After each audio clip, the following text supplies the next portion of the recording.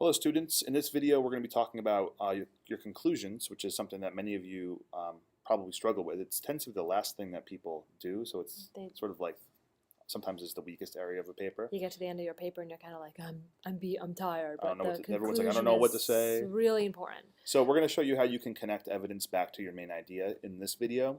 And if you're going for exceeds, you'll then also learn how to write a good appeal or call to action, which we'll mention in this video, but we're not going to go into as much detail here. Okay, so connecting your evidence back to your main idea in your conclusion. First, always important.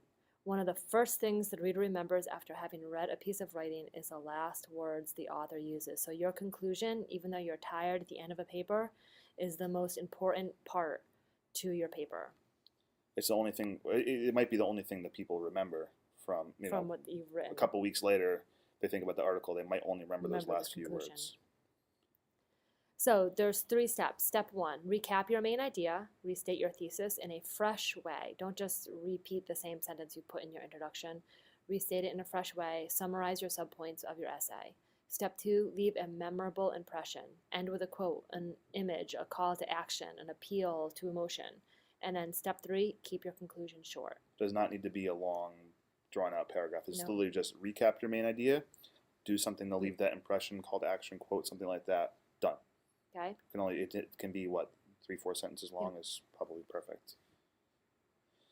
So how to summarize the main points. Don't simply repeat things that were already in your paper. Don't use the same words. They've already read your paper, okay? Show how your points you make to the and the support in the examples you use are not random, but how everything fits together. So how does all of the information you put in your paper fit together and connect back to the thesis, the point that you're trying to make? Give your reader something to think about. Perhaps a way to use your paper in the real world. If your introduction went from general to specific, then make your conclusion go from specific to general, okay? Those are all ways to help summarize your main points. So here's an example of a conclusion about Columbus Day. And it does exactly what we would like you to do in a conclusion, although this one might be a little longer than most of them need to be. Though Columbus Day's original intent was to celebrate Christopher Columbus's historic landing in the New World, many groups feel that it should be instead a day of remembrance for the millions of natives who died as a result of colonization.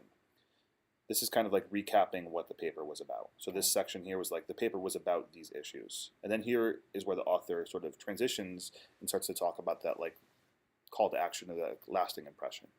Despite the contentious nature of the holiday, Columbus played an integral role in the creation of what we know as the United States of America, and his voyages facilitated a massive exchange of goods between the New World and the Old that continues to this day. Regardless of how one feels about the holiday, Columbus had a huge impact on our history, and the world wouldn't look the same today without him. Okay, so you can see that this was an informational piece. It wasn't a piece trying to convince you that we should or shouldn't celebrate Columbus Day. It was just giving the facts about Columbus Day and about Columbus, but it's leaving you with an impression. It's leaving you with a, hey, okay, I'm going to walk away, and this is what I'm going to remember. So this first part, recapping what the paper was about, and then sort of making some importance to it. Like whether or not you think Columbus is good or bad, there's no doubt that he did something that was important, and so is why we have the day. Okay.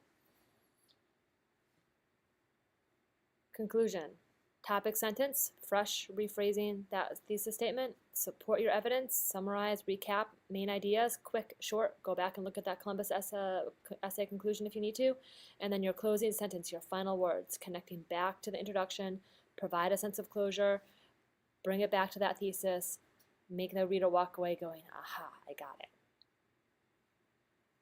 So your conclusion wraps up your essay in a nice, tidy package that brings home for the reader.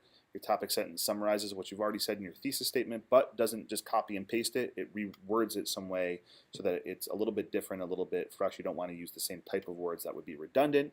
And then your topic for each body paragraph should be summarized in the conclusion. You wrap up the main points. And that is how you would write a mastery level conclusion.